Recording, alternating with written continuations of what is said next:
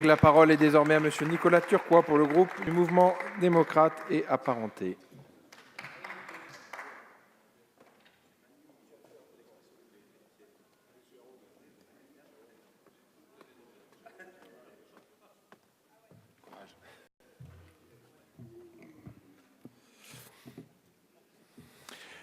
Monsieur le Président, Monsieur le Ministre, Monsieur le rapporteur, mes chers collègues, nous entamons aujourd'hui la discussion sur le premier projet de loi agricole de la législature, premier car il s'inscrit dans un travail de longue haleine nécessaire à notre agriculture.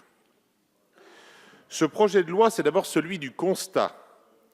Le constat d'une agriculture qui ne rémunère plus ses agriculteurs, malgré des financements publics importants, mais aussi le constat d'une défiance croissante de nos concitoyens à son égard, que ce soit pour la qualité des produits ou son impact environnemental. Ce projet de loi, c'est ensuite l'amorce d'un changement profond de modèle. L'ambition, c'est de passer d'une agriculture essentiellement tournée vers une production intensive pour une alimentation bon marché, à une agriculture plus qualitative en matière de produits et de modes de production, mais aussi plus rémunératrice. Ce projet de loi, c'est enfin un renversement complet de la méthode. Ce n'est pas une nouvelle rallonge budgétaire promise, ce n'est pas une nouvelle exemption fiscale. Ces logiques-là ont toutes montré leurs limites. Ce projet de loi s'appuie sur deux paris novateurs. Le premier, c'est celui du renversement de la logique de construction des prix pour une meilleure répartition de la valeur ajoutée entre les acteurs. Et le second, c'est de s'appuyer sur la restauration collective, souvent synonyme de malbouffe, pour au contraire promouvoir des produits alimentaires de qualité. Mais cette loi, mes chers collègues, ne sera une réussite que si tous les acteurs concernés s'y retrouvent.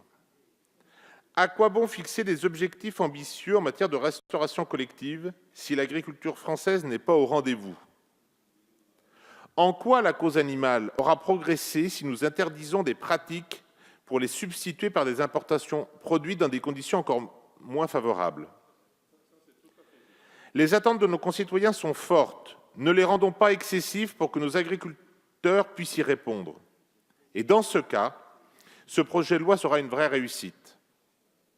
Vous l'aurez compris, pour toutes ces raisons, le groupe Modem et Apparenté soutient l'ambition de ce projet de loi, dont la portée a été largement étendue lors de l'examen en commission des affaires économiques.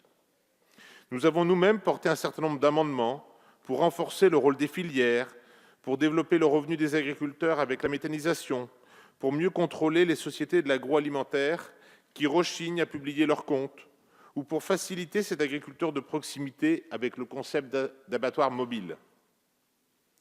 Je salue à ce stade notre rapporteur, Jean-Baptiste Moreau.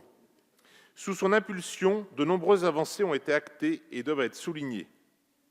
La prise en compte des indicateurs de coûts de production, et non plus seulement les indicateurs d'évolution de ces coûts, la sécurisation de la contractualisation en cascade, conformément aux États généraux de l'alimentation, le renforcement du rôle du médiateur et de l'Observatoire de la formation des prix et des marges.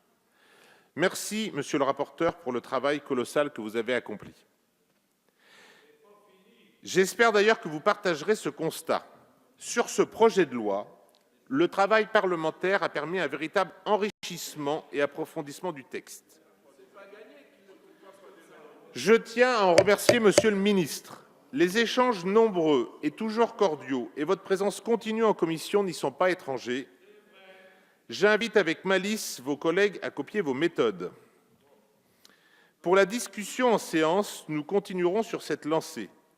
Nous souhaitons qu'au terme de nos débats soit adoptée une loi incitative, réellement efficiente, qui se fasse pour et avec nos agriculteurs.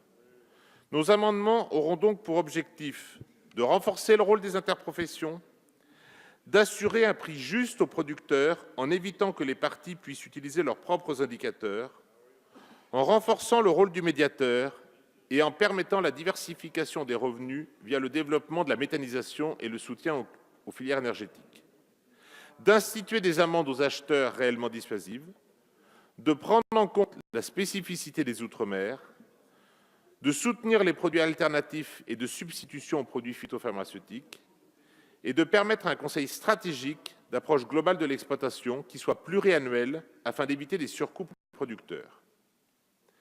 Voici, chers collègues, la position que notre groupe portera sur ce projet de loi, dont vous l'aurez compris, nous attendons beaucoup. Car il en va de l'avenir de l'agriculture française, qui est l'un de nos plus grands atouts et de notre plus grande fierté. Cette loi est une chance pour l'agriculture française. Merci, Monsieur le ministre, de nous l'avoir proposée. Mais cette loi appelle aussi à d'autres rendez-vous, que ce soit sur le Mercosur, les financements européens ou la politique foncière. Alors bon courage, Monsieur le ministre, car nous n'avons pas fini de discuter l'agriculture sur ces bancs. Je vous remercie de votre attention. Merci beaucoup, Monsieur Turquois.